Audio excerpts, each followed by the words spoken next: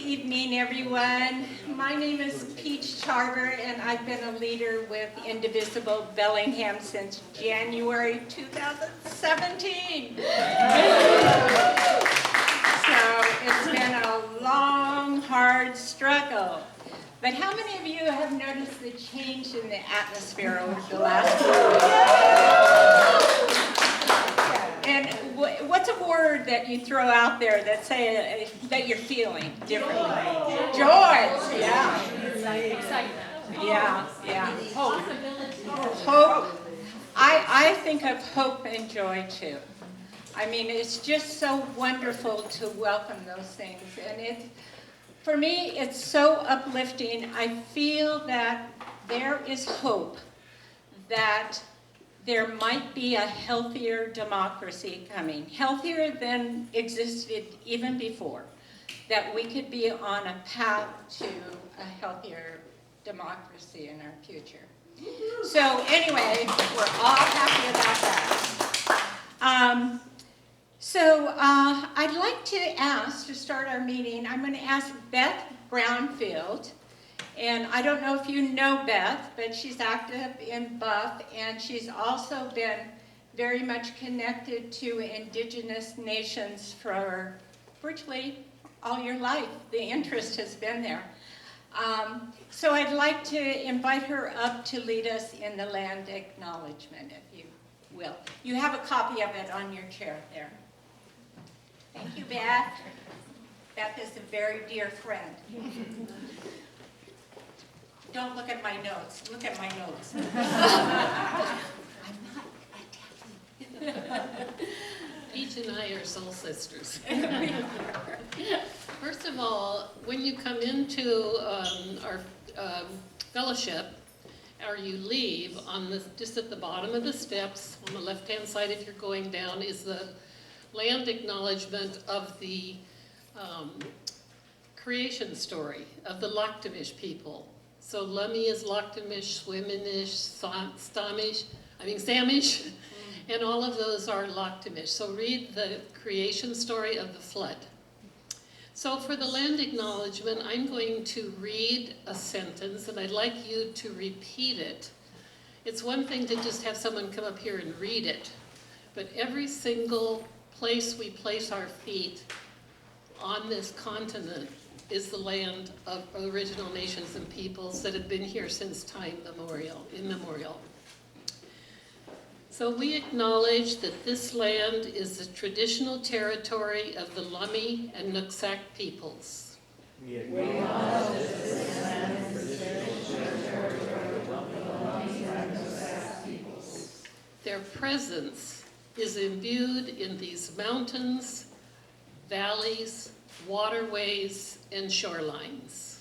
Their presence is imbued in these mountains, valleys, waterways, and shorelines. May we nurture our relationship with our Coast Salish neighbors and the shared responsibilities to their homelands where we all reside today. May we nurture our relationship with our Coast Salish neighbors and the shared responsibilities to their homelands where we all reside today. So just taking from this, their presence is imbued in these mountains, valleys, waterways, and shorelines. So as we live here and share the territory with them, that we take responsibility to be good stewards. Thank you.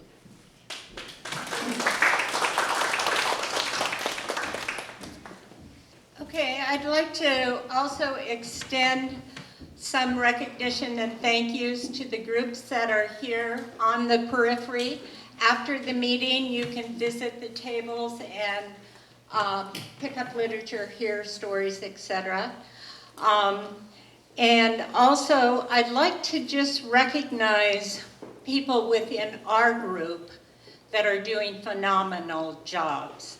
First of all, I'd like to recognize, is Albert here? No. COVID. Oh, okay. Well, I'd like to recognize then Kevin Ledja, who is our tech person who gets all our information out there, informs everybody, and keeps everyone current on everything going on. Kevin and I have shared co-leadership of the group since 2017. Our leadership group now is about 10 people, but we started out quite small back in 2017. I'd also like to recognize Karen Hoffman and Robin Thomas. They are our postcard people. And they are doing a phenomenal job. Not only they are doing it, the writers of the postcards are doing a phenomenal job. Karen told me earlier 10,000 postcards have been written to date, and we're not even really up to the election, the national election as yet. So 10,000 postcards. I'll talk more about that later when we talk about donations needed. All right, and then I'd also like to just say thank you also to Susan Ford, who has taken on, she's our graphic artist and Susan's back at the table there. She does all our promotional flyers and announcements, and she's done a magnificent job, so thank you. All right.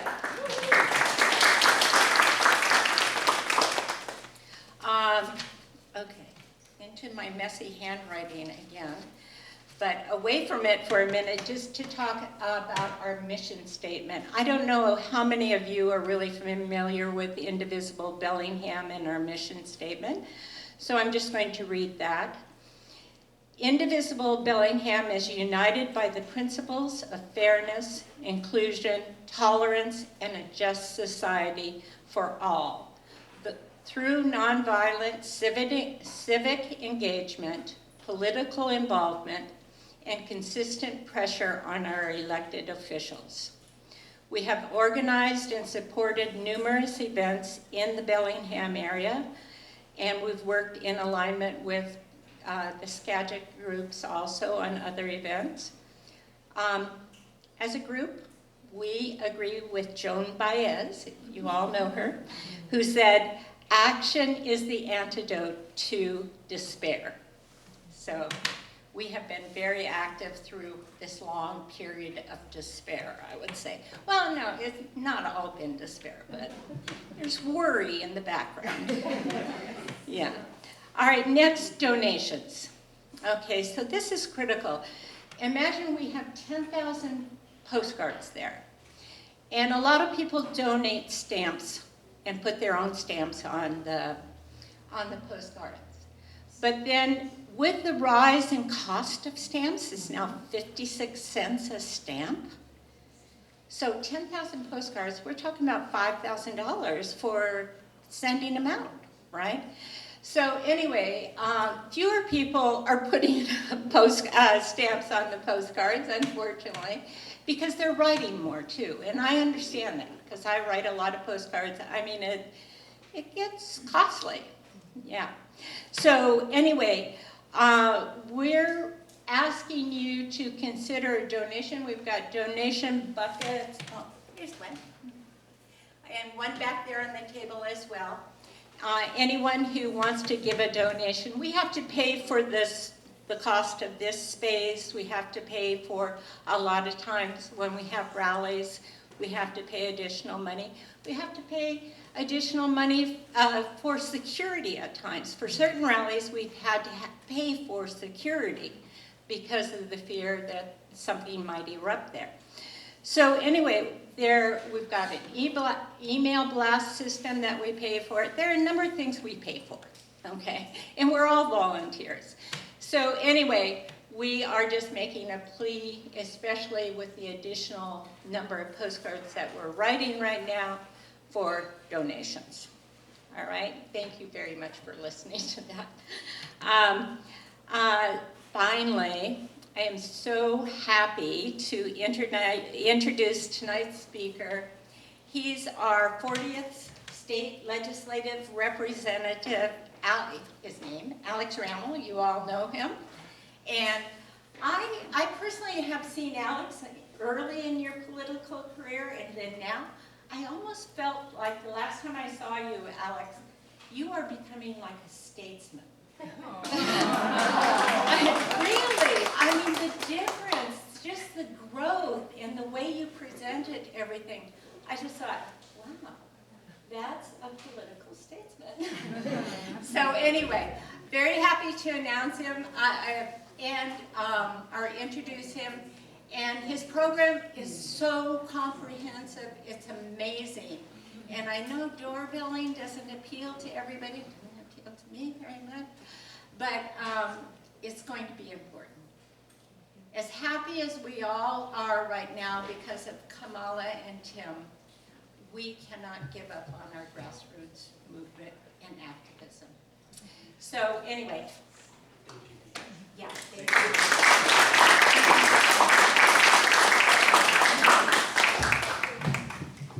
Thank you. A couple quick adjustments. We're going to do my very best to get through this presentation before the battery on my laptop dies. Thank you, everybody, for being here. And thanks to Indivisible for hosting this, for hosting a series of these events to get volunteers engaged and excited about working on elections. Volunteers really do make an enormous difference. I've worked on campaigns since about 2005 in Whatcom County. You can tell the years when people are fired up and excited.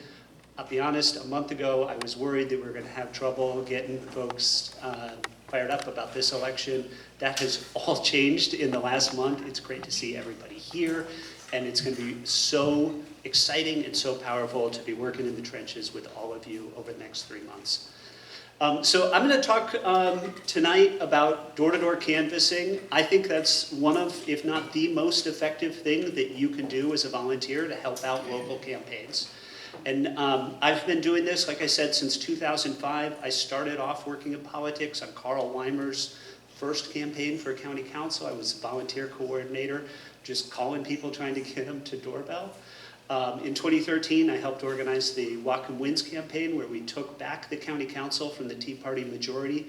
We did that by turning out volunteers shift after shift after shift for months leading up to that election.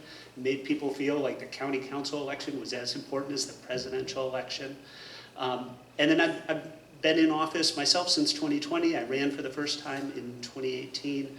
I was trying to figure it out. I think I probably knocked on somewhere between 15 and 20,000 doors in Whatcom County. And I'd say that because I think it gives me a sense of connection to this place that is better than you get from any poll. It's better than you get from, just going out and talking to groups of folks who show up. Because you're going out and you're talking to your neighbors, folks who might not participate in the political process that much. And it really, I believe, is an important way that we build community and an important way that we build a movement. And so I'm grateful that you're all here. And I'm hoping that at the end of this evening, you're all going to feel comfortable and excited, or at least interested or trepidatiously willing to sign up for at least one doorbell shift between now and October, at least one, and then be ready to sign up to participate in Bellingham, which we've been doing now. This will be the 3rd year. It is, we're now saying, the premier Get Out the Vote event in Northwest Washington. Last year we had 120 people show up and go knock doors right as ballots were dropping. We're going to do it again this year. You are all invited. I've got a sign-up sheet. And would love to have as many people as possible. We're going to have leaders from around the state come and participate. And so my not-so-secret goal tonight is to get you excited, willing to try it, and then willing to come back again in October. So this just, I learned a long time ago that when you're talking to groups of people, you should tell them what you're going to tell them, then tell them what you told them at the end. So this is what I'm hoping to kind of cover. Why it's important to doorbell, just talk a little bit about some of the sort of the basics, especially safety. Talk about what's the message that we're trying to get through, so persuasion versus get out the vote. I am also transparently trying to get all of you to install a new app on your phone if you don't have it already. Minivan is a tool that we use. It is effective. I know there's hesitation sometimes about downloading a new app and setting up a new password. I'm hoping to help you get over any of that hesitancy. I'll just give some tips and tricks on things that I've learned over the years about making a good impression, what to put into a script, and how to sort of move from reading, hello, my name is, to how do we get to a conversation with these folks, because that's really what we're trying to do. I'll share a few stories, that some of my own experiences. I had a good conversation with Senator Sharon Shoemake this morning and asked her, like, what are your big, funniest stories? So I'll share some of those things. And then we're going to hear from our tablers about why those are the campaigns to sign up for and volunteer with. And we'll talk some more sort of next steps. So I've already started to cover this. I believe that going door to door, talking to friends, neighbors, folks in your area is the most effective thing that you can do to move the needle on who's going to win that campaign. The only exception to that, I would say, is if you've got the ability to raise money at $500 an hour or more, spend your time raising money for those campaigns. If that's not your wheelhouse, it's not for most of us, then knocking doors. Sharon Shoemake told me that her campaign did the calculus. She thinks every 7 doors you get 1 more vote. That number is going to be different for different campaigns. It's harder to persuade people when everybody knows the candidates. But I think it's somewhere around there. In my head, I'm trying to have 2 really good conversations where I think I might have moved the needle. 2 good conversations an hour. So if I do a 2-hour shift, I might move 4 people. And that's, multiply that by, what, about 40 people in the room right now? Multiplied by, we each do a few shifts. Was it 4 years ago that the balance of power in the Ferndale City Council was riding on 1 race. That candidate, the more progressive candidate, and a more conservative candidate tied, and they flipped a coin. The balance of power for the next 2 years, who was going to make every decision for the city of Ferndale, came down to a coin toss. Unfortunately, we lost that coin toss too. There is a race over in Spokane for Spokane County Council. It may have moved in the last day or so, but last time I looked, the candidate that I was supporting is ahead by 1 vote. When we win, and you've been knocking doors, you know that you were part of that victory. And that, I think, makes election night feel that much better, that much more powerful. I'll also say that I think doorbelling is part of how we build a movement. We're not just talking to people we know. We're talking to folks who are, just on the periphery of our community. They may be, a few blocks over, but you have you can start to build relationships with them. When people know that they're in a neighborhood that gets doorbelled on a regular basis, you can kind of start to feel that they anticipate that you're coming. And I think they look at their ballot, they look at their voter's guide a little bit differently when they feel like they're part and you're going to be there to invite them, to draw them in to participate. And I will also say that just at a personal level, I guarantee if you do enough of this, you will start to just have these wild and unexpected connections that you start to make. And they're unpredictable, but you're just going out, you're going to random doors and talking to folks, and it's fun. For example, 2 weeks ago, I was knocking doors for Joe Timmons. 3 weeks ago, I was knocking doors for Joe Timmons, and I recognized the woman. I didn't recognize her name, but I knew her face, and I could kind of tell she knew mine. We went through the conversation, and I said, we were just about to leave, and I was like, I gotta ask, I feel like I know you from somewhere. Is there a connection here? Do you remember? And she's like, yeah, I kind of remember you. And we started like, oh, are you a co-op shopper? Where did you work? And then she she was my kid's drama teacher 15 years ago. And so we took a picture, and I sent my son, who's 23 years old now, a picture of his drama teacher, and he remembered her. And like, there's just these like community connections that you build. 2 weeks ago, I was doorbelling for Alicia Rule's campaign. And I ran into somebody I know in the community, and she's like, oh, you know, I was thinking about doing a fundraiser for Patty Cooter. So I made sure she had my email, and now I'm helping out with that fundraiser. So you see people, and it's unpredictable, but you're gonna have these good experiences, building connections and building a movement together. I will also talk about some of the reasons that folks might not want to go doorbelling. These are, I think, the ones I've heard probably the most. Biggest one is just fear that folks are going to be mean. They don't want you at their house. Folks, does that resonate for anybody? Yeah. Sometimes I've been to like workshops, and you're supposed to, you pair off and you pretend, what's an interaction with the voter, and you introduce yourself, and then the person who's role playing, the person who's door knocked, just has this. Becomes really mean. Like, what's the worst case scenario? Like I said, I've knocked on thousands and thousands and thousands of doors. I think there's five-ish times where I've had a really bad experience. Most of the experiences are somewhere between, okay, thanks, and pretty good. For every person who's been really mean to me, I've been offered bagels, popsicles, cash, and had all of those community building, friendship building, relationship building connections. And I feel like so yes, there are some mean people in the world. The lists that you will get from any of these campaigns or any other campaign you're going to volunteer on are curated. We're not going to try and persuade the mean uncle from Thanksgiving who's committed Trump voter. We're not trying to talk to those folks. We're trying to talk to folks who are interested in politics, or maybe on the periphery of interested in politics. They're registered to vote. These are folks who, if we think they're a Republican, we're not going to try and remind them there's an election. We're trying to talk to people who are just on the edge.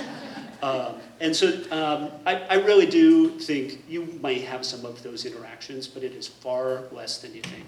The other thing Sharon Shoemake told me this morning, she's a social scientist, so she's got all these data and papers in her head. She said, it's scientifically proven, I haven't seen the paper, I can't verify this, but she said it's scientifically proven that when you talk to strangers, they like you more than you think they do. I think we all kind of, maybe don't show our reaction on our face when we're meeting somebody new. And so you might have the experience at the door of somebody seeming like they're kind of, okay, thank you, have a good day. But then you walk away, and they actually do have some interest in what you said. They'll take the information, and it might mean something to them. Folks do remember. There definitely is data showing that people do remember on election day who had a candidate, which candidates have visited their homes.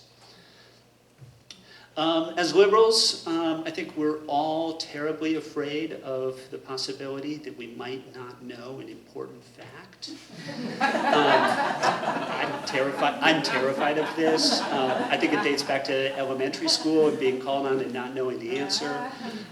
You don't have to know all of the facts about all of the campaigns that you're going to work on. You don't need to know most of the facts. You need to know one or two compelling things that's why you are volunteering. And then the truth is, most voters will not have a laundry list of questions to ask you about the candidate you're going out to support. I was so sure that's what it was going to be like when I first started doorbelling. It almost never is. I have on my campaign literature for my race, I have a list of, I think, 6 different issues. And they're very broad brush, right? Protect reproductive freedom, housing is a human right, ending gun violence, those kinds of things, right? So I hand people the literature, and then 30 seconds later, I get to the point in the script where I'm like, oh, so what kind of issues are on your mind today? And 9 out of 10, they read something off of the list that I just handed them.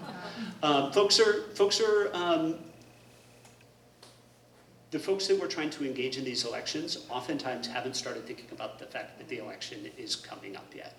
And so you don't have to worry too much about them having deep questions. It does come up every once in a while. What's Alicia Rule's standpoint on Medicare for all? You don't have to know the answer to that. You know what the best thing Alicia Rule's campaign would get from you in that instance? That person's phone number, and hey, they've got a question about healthcare policy. Because then Alicia gets to call that person and say, hey, I had a volunteer stop by and they wanted to know, they heard you had a question about healthcare policy. I'd love to talk to you. That 5-minute conversation almost doesn't matter what she says. She's just demonstrated that she's got an organized campaign and she's following through and she cares about what that person thinks. That is a great conversation. So if you get a question you don't know the answer to, just say, hey, I'm just a volunteer. Would love to get the candidate or the campaign in touch with you, and problem solved. Do I have to install a new app? That is a barrier. It is a barrier for me. Yes, please. It is a solvable problem. We'll work through it tonight together, I hope. We'll get more into that.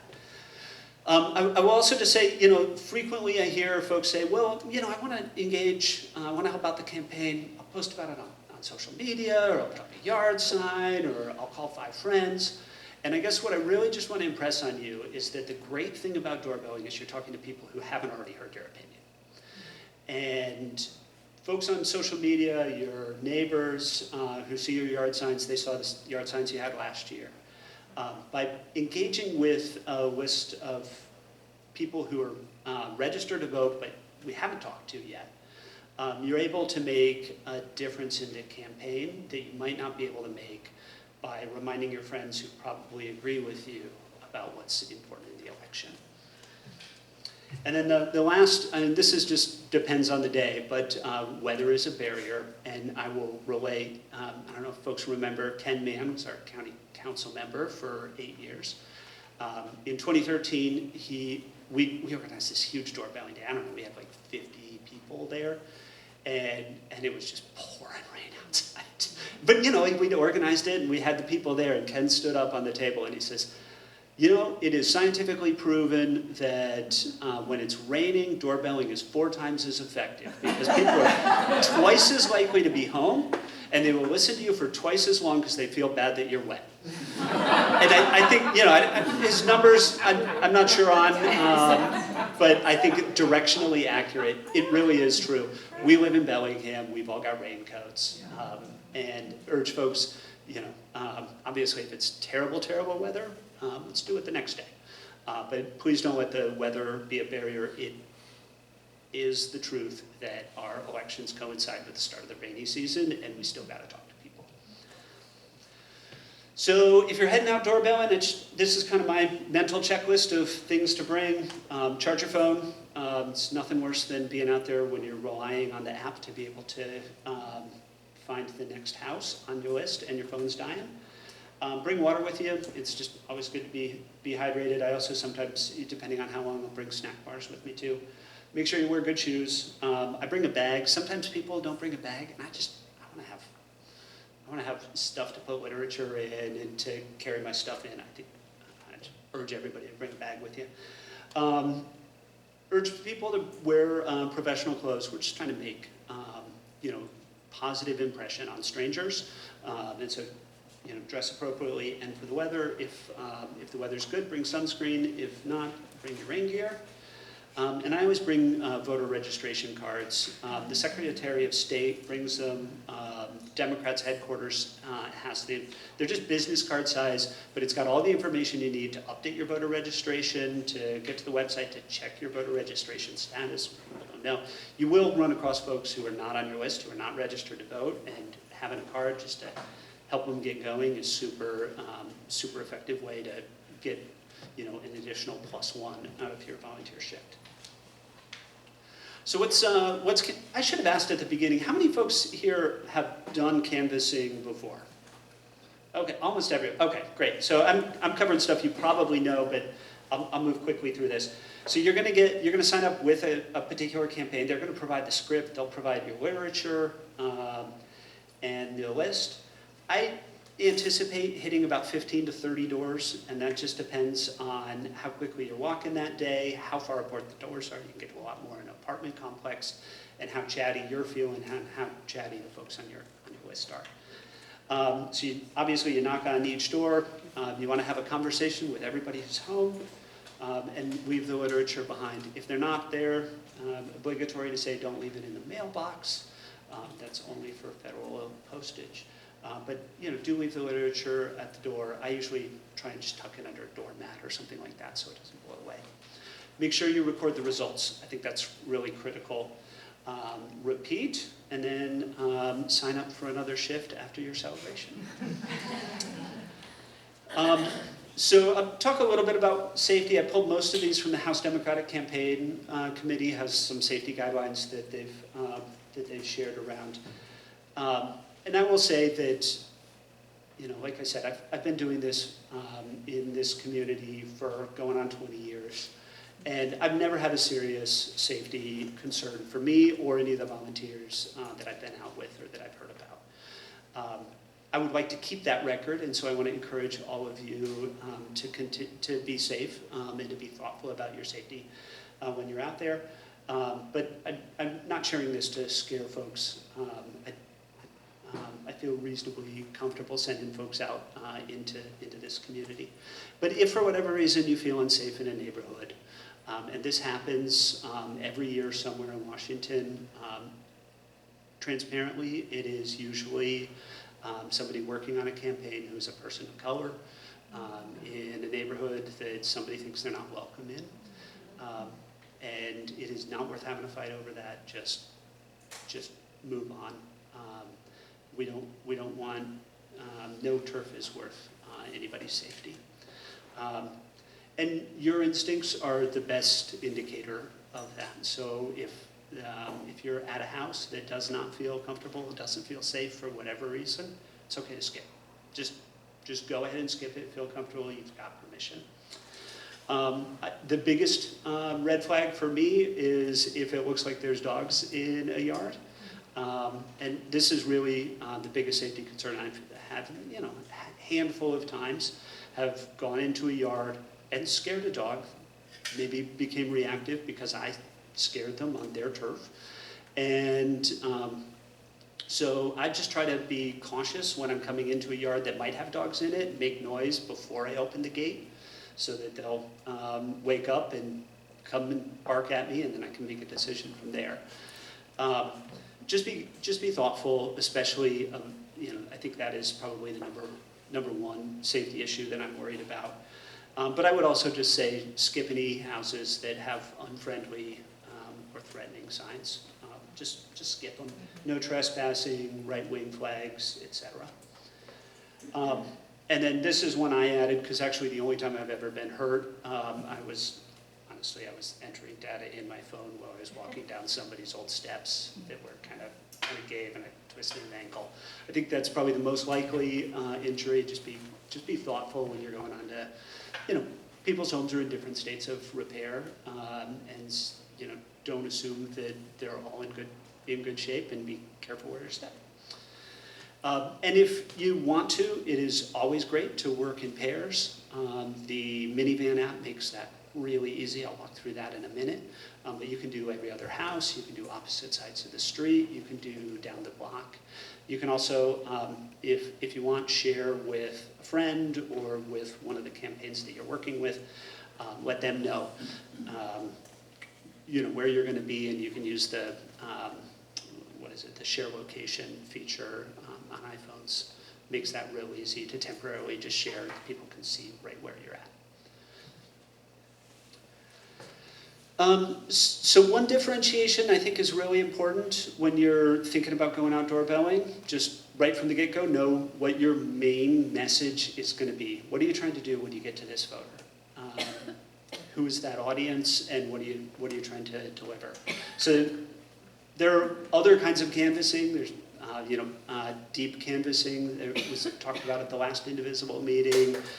Voter registration. In a particularly close campaign after the election, you'll be trying to cure ballots.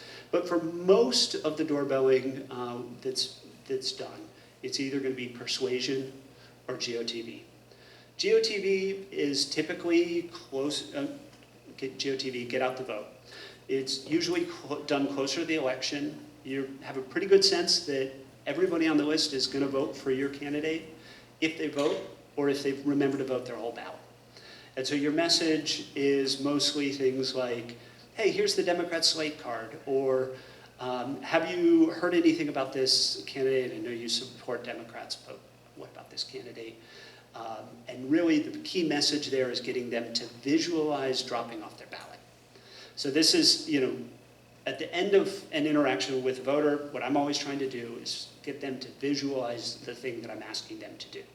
So return your ballot, it's not just as easy as return your ballot, because where is your ballot? Is it on your kitchen table, or is it buried somewhere? Is it in a P.O. box? Get them to walk through that part. What else do you need to do? Do you have, do you usually take it to your drop box, or do you mail it back in?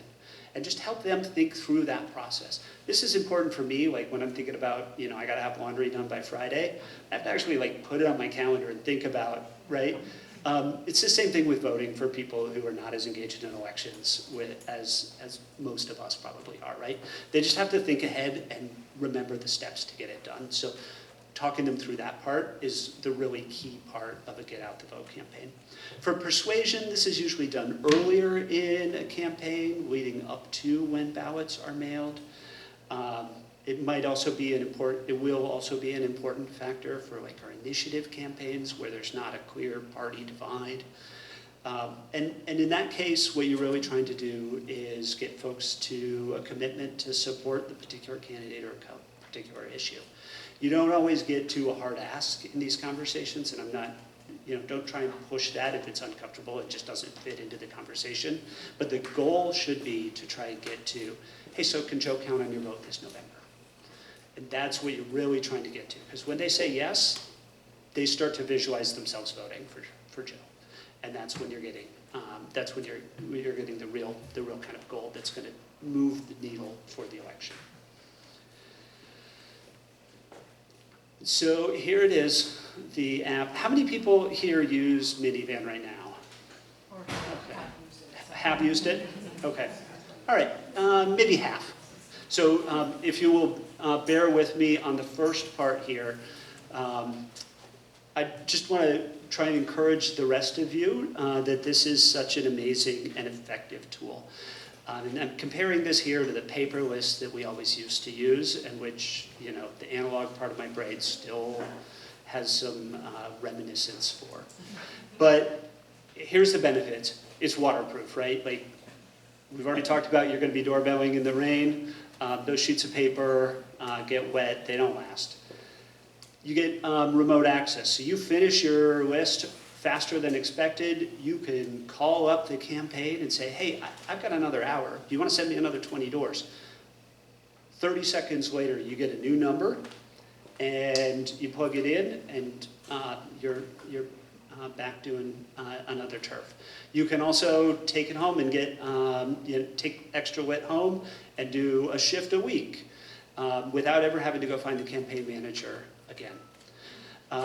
They can just keep sending you new turfs as you complete one after the other. The campaign automatically gets your results. You don't have to drop off those paper sheets and return those back to the campaign, but even better, the campaign staff then doesn't have to process the paper. Just automatically gets loaded in. That is hours and hours of work for folks in the old days when we were using those. It was a whole extra part of the process that campaign managers had to build into their schedule, and you're saving them all of that work. The map feature, and if you haven't used Minivan in the last few years, you may remember the older version of the map. It's iffy. It's really good now.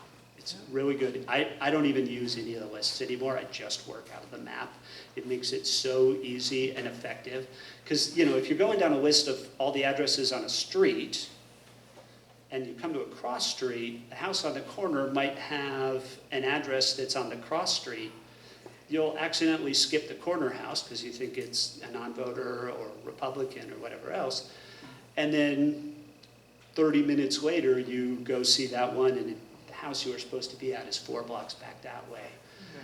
That happens 2 or 3 times a day when you're working on a paper list, and that doesn't happen when you're using these maps. You've got more voter information available. I think that is especially effective when ballots are out and we're getting these daily results on who's voted, and you're able to automatically just cross those folks off of your list. And then the ability to share a turf with the team and see what your partner or partners have done so that you know if you're skipping every other house or if you're doing opposite sides of the street, you're seeing in real time the results of the canvassing, not just that you're doing, but that they're doing, so you know where they're at. So just walk through a couple of the elements of the app that I think are especially valuable. And again, this is the 102, so those of you that have been using it, bear with me here. Can you see my cursor? Yes. Here? Okay, great. So like I said, I just use the map feature. There is a way to sort this and get a list by street address if you want. I almost never use that. I just zoom in on the area that I'm in, and then you can see which doors you've done. The orange ones are, had a contact. Blue, nobody was home. Gray, other kinds of results like refused or inaccessible. And then the black ones are the doors still to go.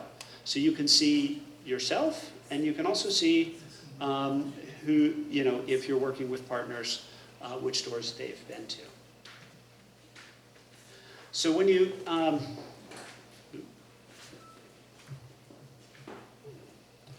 so then if you're, say, on this corner here, click on this door, the next one, and you get a little bit of information about the voters in that household. You get first names, which I blurred out here.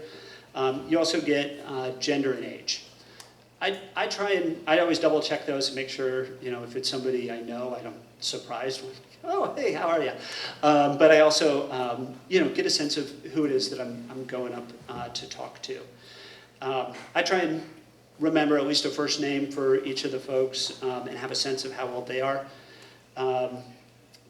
as I'm walking up to the house. You can then, if you want to, you can click on and get more information in the voter data. There's 3 tabs here. The first, it automatically goes to the script, but before I get to the script, I will often look at this, this details tab. I don't use the notes in history very much, but you can see if there's been previous contacts with that voter if you want to. And the most important thing I'm looking for, just to get a sense of who it is that I'm going to talk to, is the likely party. So here's the key to the different designations there. Basically, are they a strong Democrat, lean Democrat, independent, different shades of Republican? Most common is no data, and then every once in a while it'll come into an unknown. I'll be honest with you, I don't know what designates somebody as unknown. This information, different campaigns use slightly different sets of information, but in short, this is sort of an algorithm of what we think we know about this voter, the Washington State Democratic Party. So this will be, how did they answer the last time people went to canvass their house? Did they say they were going to vote for Jay Inslee or Maria Cantwell? It was also included, did they participate in caucuses or in the Democratic primary? It will include sort of some guesswork based on how their precinct votes during the time that they've been registered to vote in that precinct. So if you're in Fairhaven, pretty good chance it's Democrat, right?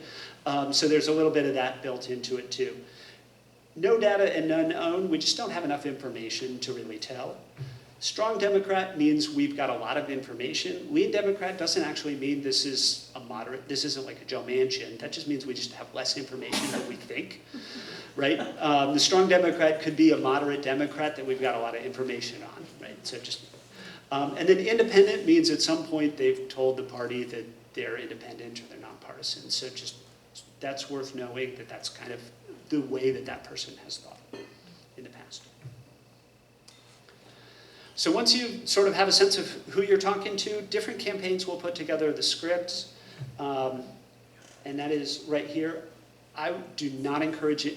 I would encourage you to read the script before you start canvassing, and remember the questions especially. Please do not just read from your phone to these folks. The goal here is always to get to a conversation, build a relationship, and leave them with a recollection that a nice person came by and said, I support Alicia Rule. If that's all you get, that is a great interaction. If you get a chance to, you want to try and answer the questions that the campaign is asking. Sometimes there'll be issue questions like, what's important to you? And do your best to code that information. It's never going to be perfect. Voters are more complicated than any survey we're going to create. We want these surveys to be pretty simple too. But try your best to ask those questions. And especially when it's, will you support the candidate? Don't ask it, are you a strong supporter or are you a likely? Just, can Alicia count on your vote this November is a great way to phrase that. Or have you, if you're just sort of asking them about the race, they'll often tell you right out the gate, oh yeah, I voted for her last time. Okay, there you go. So your goal is to code the information that they give to you. And then there's a setting, I don't know where it is. If I did, I would tell you about it. I don't know. There's a setting you can set it to auto sync. If it doesn't automatically sync, just make sure that periodically, and especially if you're working in pairs, every time you're pushing this little cloud button with the arrow that sends the information you've collected since the last time you synced back up into the cloud so that the campaign's got your data. I have a question. Yeah. When I've used Minivan in the past and I've had some voter ask me a question about a candidate's position on something, I put it in the notes, and that goes back to the campaign. Yeah, it does if they remember to look at it. So if you do that, that's a great solution. Yeah. It's a great place to store it. I would also text the person you're working with at that campaign, the manager or the candidate, and make sure they know to look for it. And make sure they've got that voter's name so they know where to look. Great question. I probably should have paused earlier to take any questions so far. I'm happy to not just be talking at you the whole time. Yeah. Okay, so in terms of, their leaning, are we going to be talking to independents or? Great question. Is it just more like if, I'm more Democratic leaning? Yeah, that's a great question. So the question is, when you're out canvassing, are you going to see a lot of independents on the lists?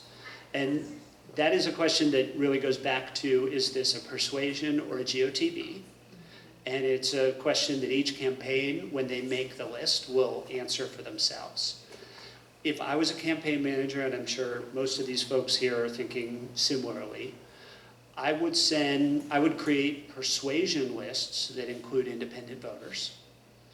And I would tend to send my most experienced volunteers, my paid staff, and the candidate to those houses. I would send folks who are volunteering for the first time or who haven't worked on this campaign before, I would focus them on easier lists. So you will see some, but in general, get out the vote campaigns won't focus on independents. It might focus on independent Democrats. Yeah. Great question. Yeah.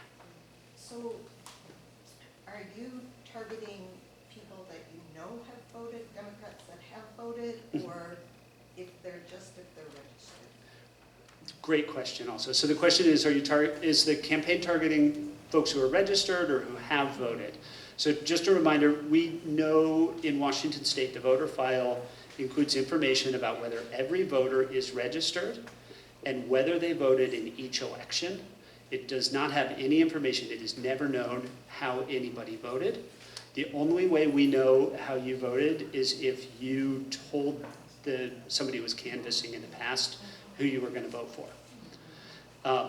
But typically, a GOTV campaign will focus on, a Get Out the Vote campaign will focus on people who don't always vote. So sometimes we'll say 3 out of 4 voters, people who voted in 3 out of the last 4 elections or fewer.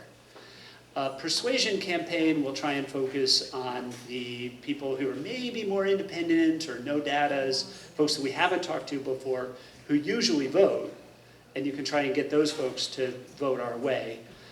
But if you're doing GOTV, you're going to focus more on people who don't always remember to vote.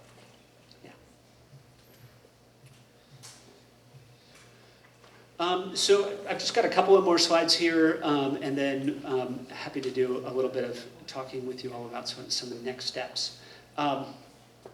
My goal here when I'm out is just to make a good first impression. These are strangers, right? Most of these folks are strangers, and like making a good first impression is important skill. I try and dress in a way that is just going to be is going to feel comfortable to folks. If I'm going to wear a T-shirt, it would be a clean one, or I don't wear shorts when I'm out. I don't wear sunglasses. I've got a cool pair of aviators. I think it looks cool, but I want to be able to make eye contact with somebody I'm just meeting for the first time, right? Use the walkway. I don't care if people walk on my lawn, but there are some people that really care if you walk on their lawn. Just don't have that fight. Just use the walkway. Be real careful about gates when you're going through, especially when you've come through and you're confident that you're not going to disturb a dog. Still, just make sure it's latched behind you, because they might have a dog inside that is going to rush out and say hi, and then try to run away out the gate when they open the door. So just make sure you leave the gate in the same place that you found it, both on your way in and on your way out. Lots of smiles. It's always easier to make friends when you're smiling. People mirror each other's facial expressions. There's still some lingering concerns that folks have, reasonable concerns about COVID. And so I just try to step back and let people decide how comfortable they are standing closer to me. But I'll stand 5 or 6 feet back from the door. Obviously, as you're waiting there, don't look in the windows. Don't peer in their windows. And I'll tend to step back, and I'm 6'3", and I don't want anybody to be nervous about me being there. So I'll tend to step back and be a little closer to eye level with folks if I can step down the stairs. And then again, I think especially for men, it's helpful if folks can see your hand when they look out the window, or when they are first opening the door, if they can see your hands. Hands are behind your back, even if it's just resting posture, that can be alarming to folks. And if you're just holding your literature, then they know immediately what it is you're there to do, right? Folks are pretty comfortable and know what to expect. You just don't want folks to have an immediate suspicious reaction to you, right? No soliciting signs. This comes up all the time. There are a bunch of those. The legal answer is that this is First Amendment protected speech. You can knock on doors that have no soliciting signs. Also, if your neighbor doesn't want you to come knock on their door, I try not to do that. So I make a judgment call as I'm coming up to the house. Is this a sign that this person put up because they've got kids who might be napping, or maybe they work nights, or they just don't want people to come over to their house for whatever reason. If I think that person put that sign there, I don't go to the house. If I think their landlord put it up there, or their homeowners association put it up, especially an apartment complex or condo association, you are under no legal obligation to follow that no soliciting sign. This is not soliciting. You're not selling something. You're talking about our elected government, and that's part of living in a democracy. So that's how I evaluate that. And I tend not to have very many bad interactions with people, and I think that's part of why. Yeah. Question. If you think they put the no soliciting sign up, and so you don't want to disturb them. Would you possibly still leave like a leaflet under the doormat, so you're not disturbing them, but you? Yeah. Okay. Yeah, this is, yeah, sorry. If you see a no soliciting sign, do you leave literature behind? And so I guess the answer for me on that one is, have I already gotten to the door? If I walk up to the door and then I see it as I'm about to ring the bell, then I leave literature and walk away. So that because they might be inside wondering who's walking up to my door. Now you've both answered that question and helped deliver the literature. If I can see it from the street, I just don't go up to the house. Yeah. Apartment buildings. Mhm. Do you get into apartment buildings? What do you do? Yeah. I don't think there's any blanket rule for apartment buildings. Can you go into them? Yeah, if it is a publicly accessible space, then yes, absolutely. If you were visiting and it's the first time you've been to that, would you feel comfortable walking in through that door into the hallway or going up the elevator there? So I do. I will say only once have I've become more cautious about that since, because I thought I was walking into an apartment building and I walked into somebody's living room.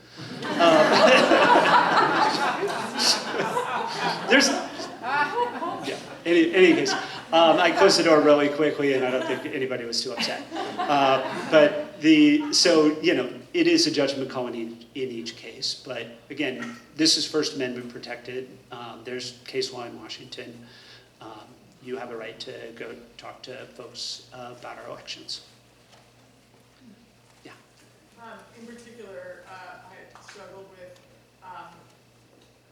apartment buildings that have ring bells, right? So Yeah. you ring into, do you do that? And then you wind up having a conversation through the intercom? Yeah, those can be awkward. So if there's an intercom, the ring, sometimes like, you leave a voicemail for somebody whose house you're at. Those are some weird conversations too. I don't think there's a blanket rule that applies to all of those. It's a judgment call. I would say in general, you're spending your time trying to connect with as many people as possible. This is a numbers game. More than anything else, right? You're trying to use the 2 hours you have this Saturday to make as many connections with possible voters as you can. So if you can effectively do that by going in, by getting into that apartment building, but if you've got to spend a lot of time walking around the house trying to figure out like where's door number 3, and it starts to feel a little bit like I'm snooping in these people's house, then move on to the next one. I think there's more sort of a gut feeling to it than a blanket rule that applies. I'm sorry. Hopefully that's a little bit helpful though.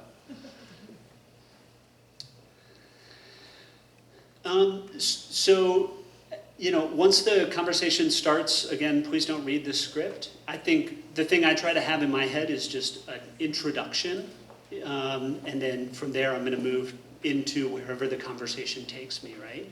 But I want to have kind of an introduction that I move through that, I'll practice, I'll see how it works on folks, I'll refine it a little bit, and then my introduction to most doors is usually pretty close to the same as, I'm going door to door to door. But the first thing I would say for all of you volunteering on a campaign, make sure folks know your name and that you're a volunteer. My name's Alex, I'm volunteering on Joe Timmons' campaign today. Volunteer says, I care about this. It gives you credibility that you wouldn't have as a paid staff person. You're just a neighbor who's out there because you care about this issue. That gives you credibility and immediately starts to build some sort of conviviality there. I will give 1 or 2 things about the candidate that I'm volunteering for. Usually those are the things in bold on their literature. Out here for Joe Timmons today. He's 100% pro-choice. Really excited about the work he's been doing on education policy. And then I'm trying to get into a conversation with them as quickly as possible. So if this is a GOTV, it's a great time to ask, have you received your ballot yet? Because the answer is oftentimes, yeah, it's on my counter, I haven't looked at it yet. But now you've got a jumping off point for a little bit more discussion about, well, when do you plan to vote? If it's, if you're in a more persuasion, you might ask, are you following this campaign? Or have you seen anything about Joe Timmons? And just start to ask them what their impressions are. I will say that, a lot of this then turns into listening. And I don't try and get into long discussions most of the time. I'm trying to be empathetically listening, paying attention, understanding what folks say. You learn a lot. And you get perspectives you wouldn't get otherwise. And you don't have to agree with everything people say. And you don't have to actively disagree with the things. They might say things that you think are factually wrong or you have a different opinion. It's okay to just kind of move past those and come back to the stuff that we agree on and have together. Do the best you can to answer to ask the questions on the script. It's not always easy. Do you want to enjoy the conversation? If you get into a good one, spend 30 minutes at people's houses. I don't encourage that. Again, this is a numbers game. You're trying to get to, trying to have a connection with folks, but then move on.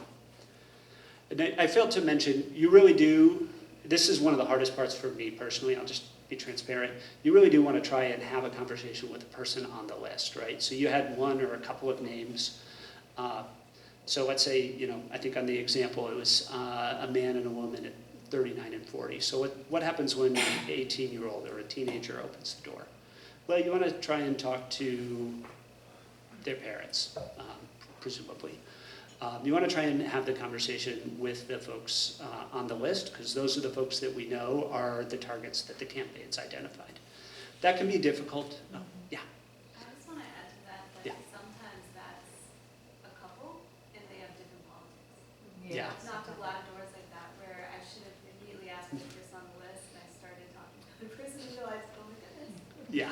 mixed politics couple. Yeah. I had an experience just like that, and actually the wife was on the list and the husband wasn't. The husband answered the door. I asked to talk to the wife and he did not appreciate that. And then he wanted to stand between us and tell us why. And you could kind of see on her face that she didn't agree with him. She wasn't going to vocally disagree with him, but she was probably with us in the election. That's a really good point. So the goal really is to try and talk to those folks. And then the other thing that sometimes happens is there'll be parents and adult children in the house, and try and remember, you might talk to a mom or a dad, and then you'll know that there's one or more teenagers or early 20s, and you really want to hey, can you help me remind so-and-so and so-and-so to vote too? Because even if they're not there, odds are their ballots come into their parents' house, and you need to, they'll probably need a little bit of extra help remembering. Yeah. I had the experience of knocking on doors where the children must have been in college, and they voted for the Democrat, and their parents were having no part of that. That was very dangerous. Yeah. And they wouldn't let me talk to them, or they were, Yeah, careful walking into this that was family not fault fun. lines. Yeah. And then, always make sure you record the data. Just please, you are out there. The conversation is important. It is also important for the campaign to know who they've talked to. So just make sure you're recording that data. I try and pay a little bit of attention as I'm walking up to the house about who I think I'm talking to. If they've got solar panels on the roof, if there's an EV in the driveway, I'm more likely to bring up climate change in my initial pitch. If there's toys in the yard, I'm more likely to talk about education policy, those kinds of things. And then just generally, again, your goal here is to make contact with folks, so just be, thoughtful and careful. The goal isn't just to knock on the door and walk away, right? The door really is to make contact with folks. So if you ring the bell and you don't hear it ring, knock two, for example. Or if you push one of those ring bells and you don't hear the chime inside, do what it takes to sort of make a sincere effort to make connection with each of these folks.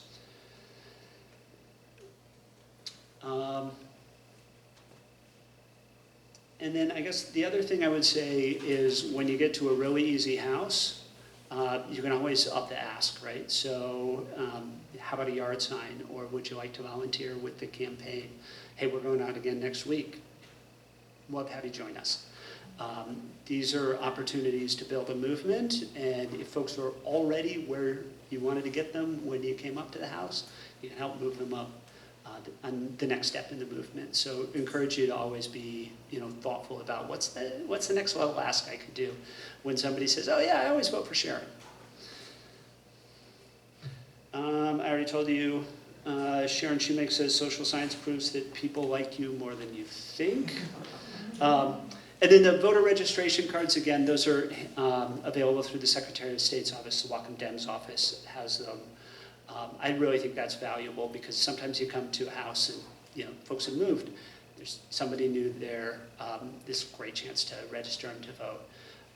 Or you're talking to somebody, and I was talking to somebody a couple of weeks ago, and their daughter was just about to turn 18 right after the primary. So here's voter registration information. So it's great to have those in your back pocket.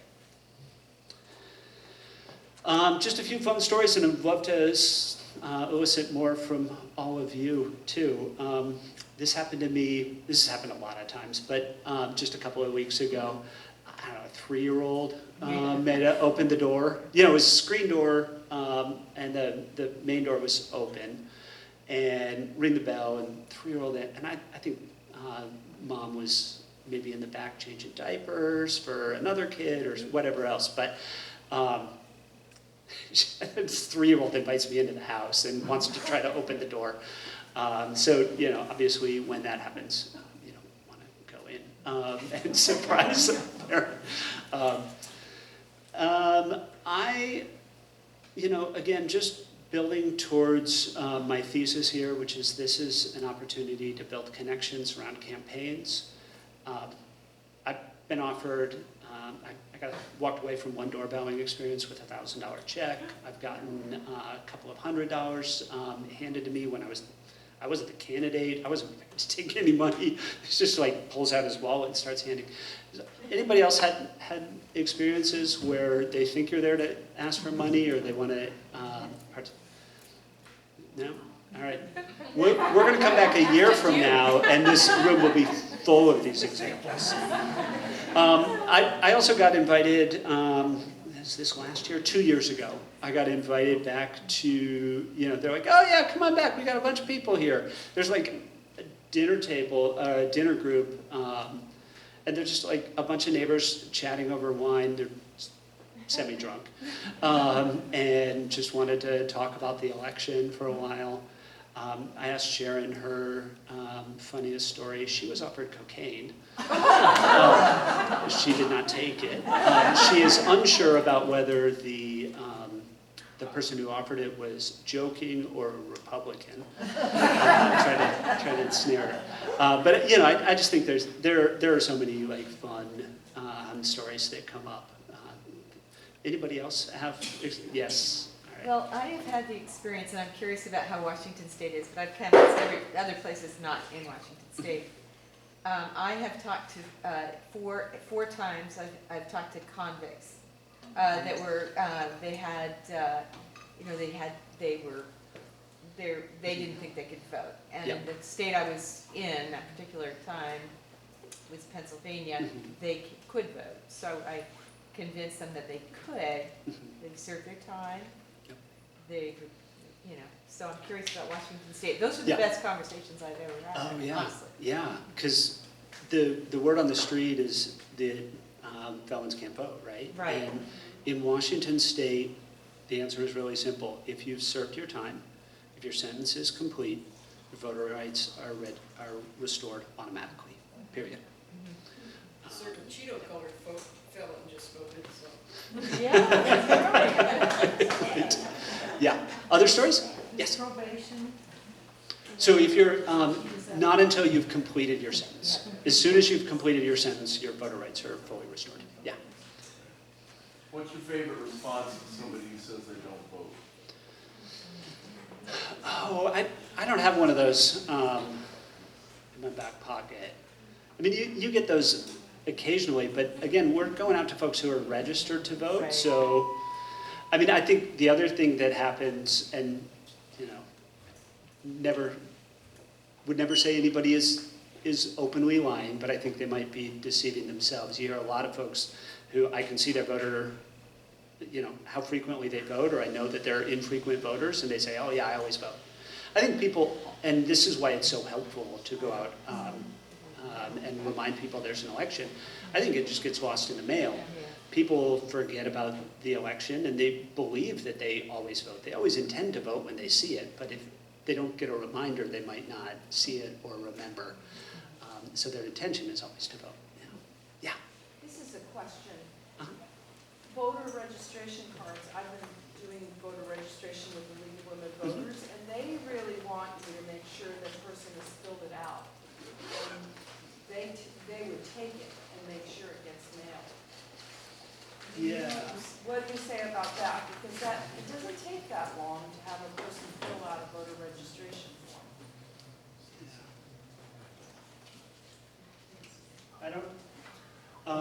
I don't have any of those cards. I thought I had some with me, but I think that is also a good practice if you find somebody and if you have them. I just carry the little cards because they're easy and I can usually just have them in my bag. And folks can fill it out online if you want to walk them through it. I think what you're saying, the League of Women Voters, is the best practice if you want to optimize. If you're really doing a canvassing effort that's focused on voter registration.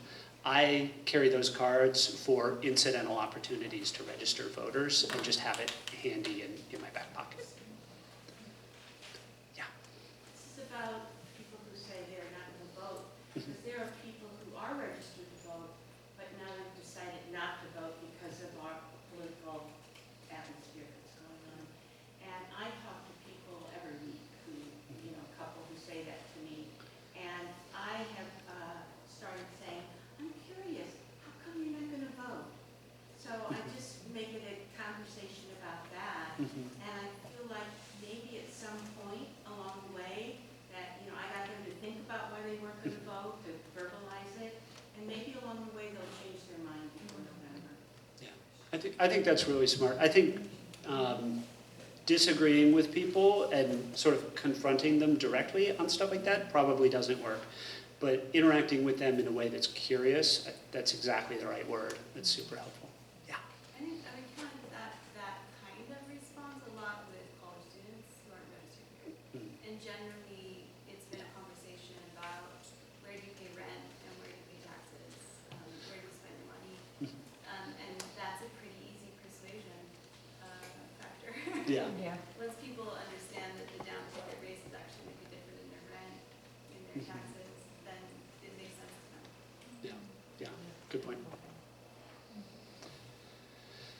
Well, now is the point in the evening when we might invite some folks up to talk about some of the priority campaigns in our community.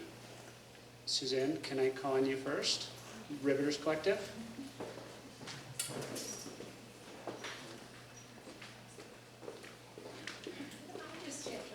Oh, yeah. I actually forgot to ask the donation bucket. So can I just start doing that? If you feel like you want to donate, can donate, fine. Thank you very much, but I neglected to do this, so I'll start it. Thank you. So we're just going to do a quick 90-second or so spiels from the campaigns that are here, talking about the opportunities they have to sign up to Doorbell in the near future. Starting with Riveters Club. Thank you, Alex. Hi, my name is Suzanne Munson. I'm from Riveters Collective, and really, we're an organization that promotes civic action. Hopefully, many of you have heard of us and are on our mailing list. So, our job in this election is really to be amplifying the people that you're going to hear from now. Alex has started it, and our goal is to just make sure that we can amplify the candidates' messages and any opportunities they are offering for us to get involved. So if you're interested in participating with us or learning more about our work, go to riveterscollective.org and watch our socials for information about what our endorsed candidates are doing. Our role in the community for the past, since 2017, has really been around candidate recruitment and training, endorsements, and then elected accountability. So we participate in all of those activities and look forward to what's happening this year to get more progressive issues passed and progressive candidates elected. Thank you.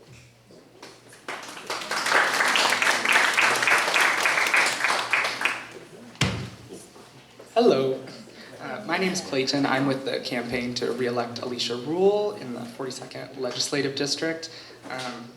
Just on a quick personal note to follow up on Rep. Ramel's comments about doorbelling, I'm relatively new to the game, and it's been really amazing to be out there and talking to people. I'm a very social person, however, it's really been very exciting and invigorating for me to just speak to voters that are not fully sold on things and to know why they aren't. And it's been really exciting for me to just be out there so far, and I think this is a very energized time for voters. So I just want to tell you guys some opportunities we have if you are interested in potentially doorbelling too. We have lots of doorbelling opportunities if you guys are interested in the up and coming weeks. If you are not interested in talking to people, we have a lot of sign waving opportunities in the next up and coming weekends. And I have a sign up list if you want to come over to my table a little bit later and we can get you signed up with that. I believe it's on the next couple Saturdays. We're going to have some sign waving events in Bellingham and Ferndale if anyone's interested in coming to that. And I also have a plethora of signs if anyone is interested in putting up signs. We have many addresses of people that want signs, and if anyone's interested in just volunteering and maybe getting a list of some places they can go, that'd be wonderful.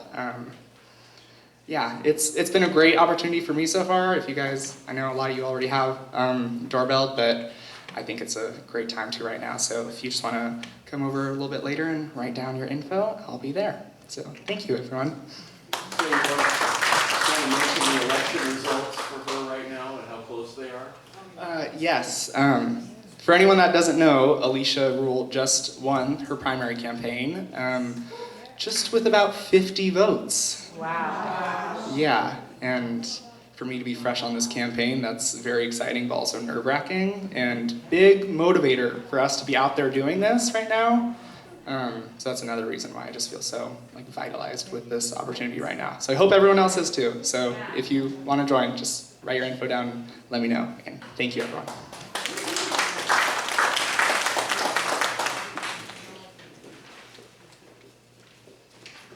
Hey everyone, Seth Mangold. I am with Resources. You may know us from protecting land and water locally.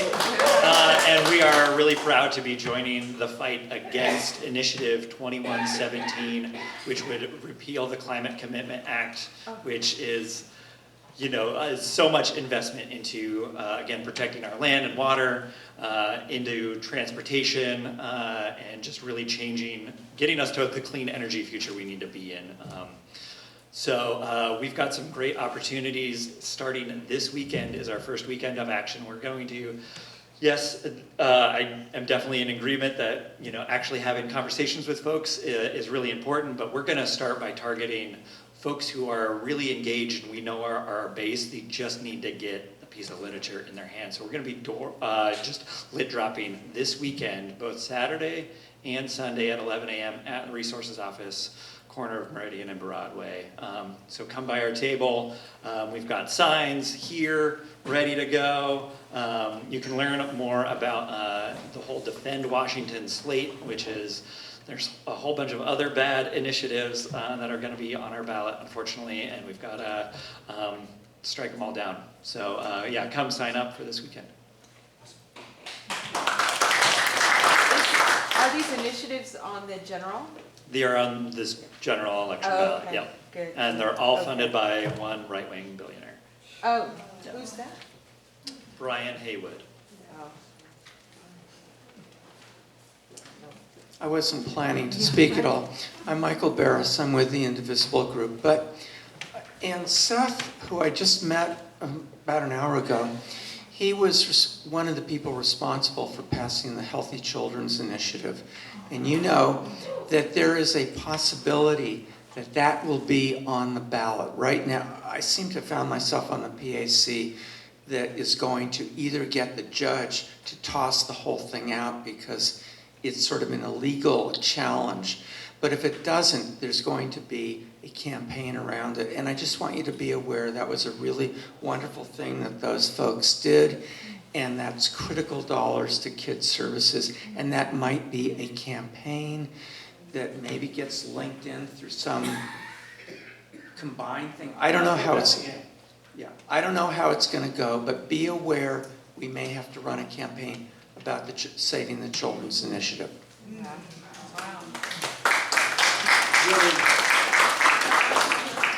Really important. So just also recognize we've got a couple of candidates who are not tabling but are in the room. Maya Morales and Colton Cottonfeld, who are both running for Charter Review Commission. Did I miss anybody? Thank you both for being here, and thanks for all the, I know both of you are doorbelling machines, so thank you. So we're going to just move into the last couple of how to get involved steps here. First thing I'm going to ask folks, would you put Door Bellingham 2024 on your calendar and sign up? Just leave me your email and phone number and we'll send you the rest of the information. It's going to be on October 19th. It starts at 10:30 in the morning. We'll have both a rally. We've got the Speaker of the House is going to, Speaker of Washington State House is going to come join us. Patty Cooter, Insurance Commissioner candidate, is going to join us. I'm still working on some other headliners. But we should have a ton of folks there. Yeah. Has anybody, I don't know if anyone at the tables already has this info, so forgive if it's a repeat, but there's doorbelling going on right now to chase ballots for Dave Undergrove. Oh, yeah. And we have some potential for door knocking this weekend. Are you talking about that, Seth? Yeah. Okay, I have a link and I'll give it to you, and people can sign up.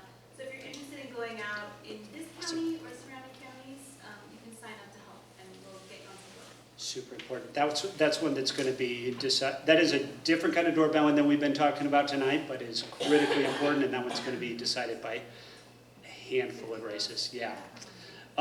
So I'm going to pass this around. Would love folks to sign up for it. And this is the part of the night where I admit that tomorrow is my birthday. We're not going to sing. But it's my 47th birthday. And so here is my wish for my birthday present. I would like 47 volunteer shifts for this group. I think there's about 40 people here, so that means some of you, I'm asking you to sign up for more than one shift. That's great. We've got lots of good opportunities. And I'm hoping folks will sign up for Door Bellingham, sign up to work on these campaigns, and really make a commitment to put this to use. And if you've done it before, get out those shoes, get out those doorbelling shoes, refresh the app, and get plugged in. If you haven't done it before, I thought I might also just offer the opportunity. Are there folks here who haven't done a lot of doorbelling that would like to find a partner or a friend to go out and do a shift with together? If so, I may encourage that maybe just, let's say, back by the plants after we're done talking, if you're looking for a doorbelling partner, or if you're somebody who's done it before and just wants to make a friend.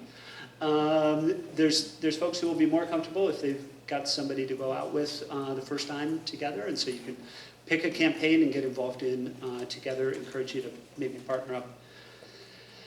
And then the last thing I want to try and just, I'm always trying to think about how do we get folks to overcome the barrier. I know the app is a barrier for some folks. So I'm going to ask that before you go home tonight, will you download Minivan and create an account? It takes less than 5 minutes. And if you've already got it, awesome. If you don't, it takes less than 5 minutes. And this is just another example of the way things kind of come together. Michael and I have been talking about this event, and we're like, we should have a prize for people who do it. And we couldn't think of a prize. And then this weekend, we both got a phone call from Joyce Lindsay, Bellingham resident and author of the book Knock Knock, How a 72-year-old Woman Got Mad, Ran for City Council, and Knocked on 1,000 Doors to Win an Election. Wow. These are signed copies. I've got 14 of them for the first 14 people who sign up for a shift and download the app. And I'll take your word on it. I haven't read it yet, I just got it this weekend, but I'm looking forward to reading it. It looks fun and would love to give these out. She's excited. She wasn't able to make it tonight, but she's excited that it may inspire more people to take that action, so would love to pass these out. So, the doorbelling, what happens there? Oh, yeah, sorry, I got ahead of myself and skipped. So Doorbellingham is a rally and doorbelling event. We work with the local Democratic Party, and we've got kind of the endorsed slate of candidates.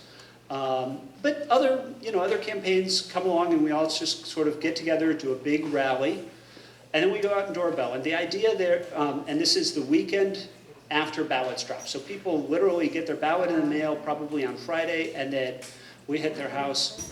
Hundreds of us go out and hit as many houses as possible that Saturday. That's for the general. Yeah, for the general election. And so the idea is that we're creating a little bit of a buzz. It's also volunteer engagement right at the beginning of that GOTV season, and we'll have a volunteer appreciation following. We'd love to raise a glass and toast a successful day with all of you that afternoon. Yeah.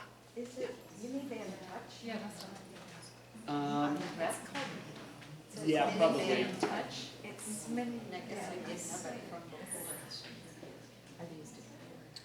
Yes. I'm happy to look over people's shoulder.